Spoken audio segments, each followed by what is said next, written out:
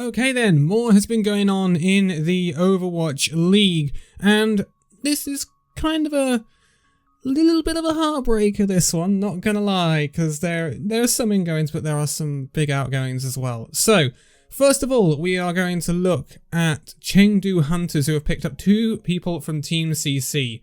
So this is Gag or Gag GA9A. I wish people would really use nice names. He is a main tank coming in from Team CC, one of the best main tanks in China. I like this pickup. I really like this pickup. One of the best pickups I've seen Chengdu Hunters have this season, or this off-season. And the other one is the Flexibot 1987, or Faraway 1987 from Team CC. Again, a really nice pickup. Really, really nice pickup. I like these 2 pickups a lot. Team CC have been on top a lot in China. They only got knocked off their perch by Flag Gaming in the grand final recently of Season 2. They have been doing fantastically. And I think these are two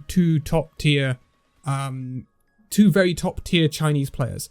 Some of the best Chinese talent you're going to get right now. And of course, that's what Chengdu Hunters do.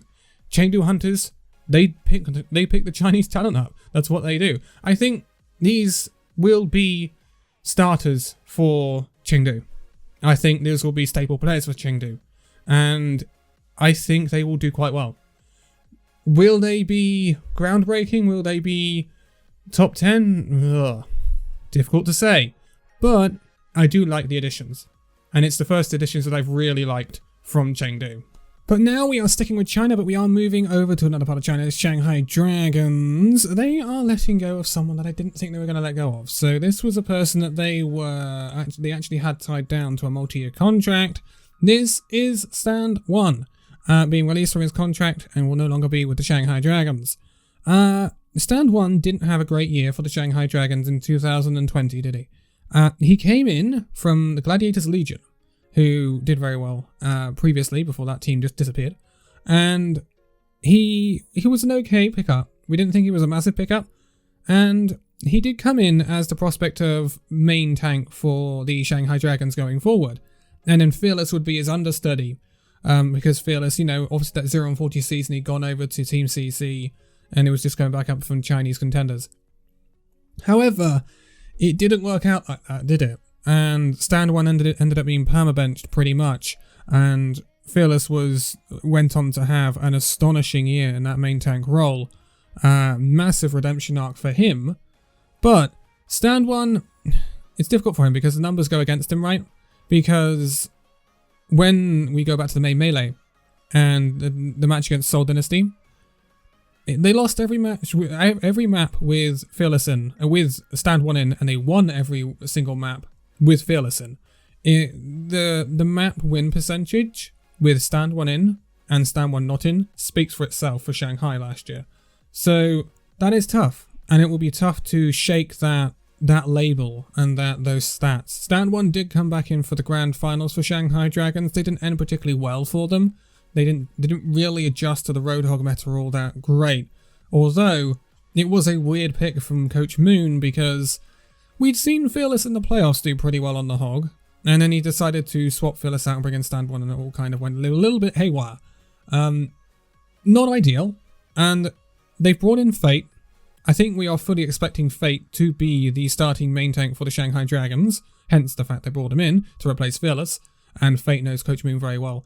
And this has basically rendered Stand 1 useless, and therefore he is leaving the team. Will Stand 1 get picked up by an Overwatch League team? I don't know.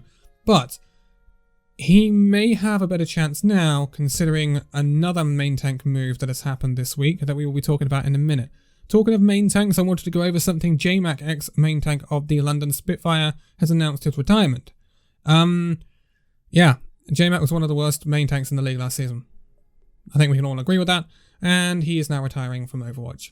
He did say in his Twilonga that he kept looking at his VODs and couldn't improve. He couldn't, for some reason, improve. Which is a very odd thing for someone to say. Very odd. I mean, when we looked at JMac the entire season, he was way too passive.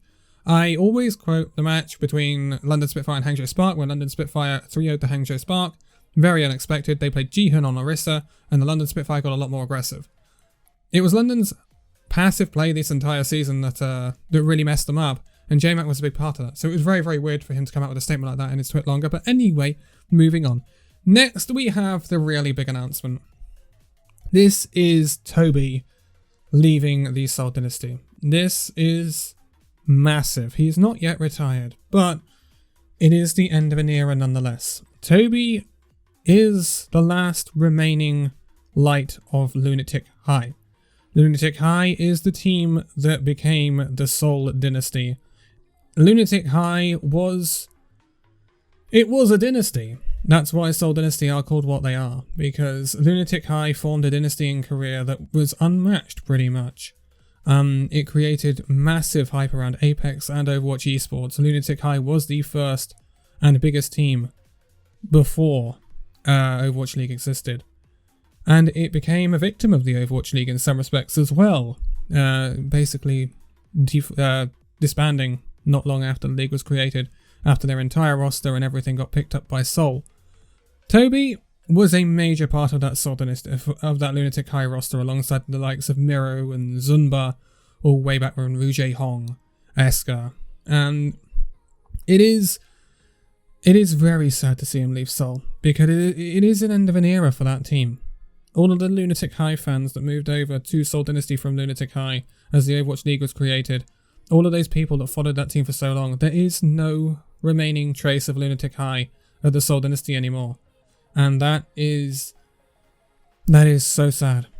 And if Tobi doesn't get another team in the league, he is 26 now, so he is one of the oldest players in the league, if not the oldest. He will be the last trace of Lunatic High disappearing from the Overwatch League. It will be the end of an era, which is never nice to see. Overwatch esports has moved very, very far away from what the Apex days were. And the game in some respects has got a lot more complex. It was always very linear back in the Apex days, but there is a lot more to think about now. Remember in Apex when you didn't have things like Brig, you didn't have things like BAP with an immortality field. It was all very much more linear. You had Reinhardt Zarya Rush, or you had Winston D.Va Dive. There wasn't much else to speak of. Now, there is much more. There's Sigma Orisa, there's things like that. Overwatch has evolved massively since those days, and Tobi is one of the last remaining pillars and reminders of those old days. So it is very, very sad, and it also comes about in a time where we've also actually had the news that OGN is shutting down, which is devastating if you remember the Apex days, because that was run by OGN. And that is another very, very sad thing to have happened. But that is not for this video, but I really want to include that because that is a very big passing. But Tobi, he could still get another league team. What I would have liked Seoul to do is to keep Tobi on for another season and sign Sanguinar, and have Tobi kind of have Sanguinar as his next in line and kind of guide him to try and be a successor to Tobi. That would have been really nice, because I think Sanguinar could be like that. But it is not to be, and we'll see what happens with Tobi. I definitely think he could get another team, but age is not on his side. Anyway, last thing. It is a re-signing at the San Francisco Shock, and it's a big one. It is Super is sticking with the San Francisco Shock for 2021. This is a guy we have had many questions over his future with. Now he is sealed down to the San Francisco Shock. Massive. Absolutely massive. He'd been heavily linked with the Houston Outlaws. It is not happening. However, they do say on their tweet, one last dance, when talking about Super. So it is a very distinct possibility by the wording of their tweet that this could be Super's last season at the San Francisco Shock, and maybe in the Overwatch League in 2021. But he will have another season. This, I think, boosts the chances of a San Francisco Shock 3-peat massively, because of the atmosphere Super creates, and because of the way he can hype that San Francisco Shock team up like no other. They will still have a leadership figure, a team captain sort of figure, in Super, which they've lost when losing Moss. So I think this is actually, even though Super may not be the starting main tank, because it would be Smurf and Choi Hyobin arguably, it is still a massive signing for the San Francisco Shock, even if he doesn't play as much as Smurf does, simply because of the effect he has on the team. However, I did say about Stand 1. Now, this obviously leads us to the fact that the people who were linked with Super, i.e. the Houston Outlaws, aren't going to be getting him. Who are they going to be getting? Maybe Houston Outlaws go for Stand 1. I have not been entirely impressed with the moves that the Houston Outlaws have been making. It wouldn't surprise me if they picked up Stand 1, to be quite honest. Who knows what happens, but that is not a rumor. It's not a rumor. It's a suggestion I will throw out there. That's what I'm gonna say. But that is our roundup for now. It is a crying shame to see what's happening with Tobi right now, and I really hope we get to see a little bit more of him in the league, because we already don't have Rouge Hong anymore. Like, we miss Rouge Hong big time, and now we're also missing Tobi as well. That Lunatic High is slowly slipping away from us, and it's a sad thing to see, but very good moves at the Chengdu Hunters, I think. Some of the best moves I've seen at Chengdu Hunters this off-season so far. Anyway, I am going to leave it here for this one, so thank you guys so much for watching this video. If you'd like to give it a like, subscribe if you're new, and I'll see you in the next video. See you then!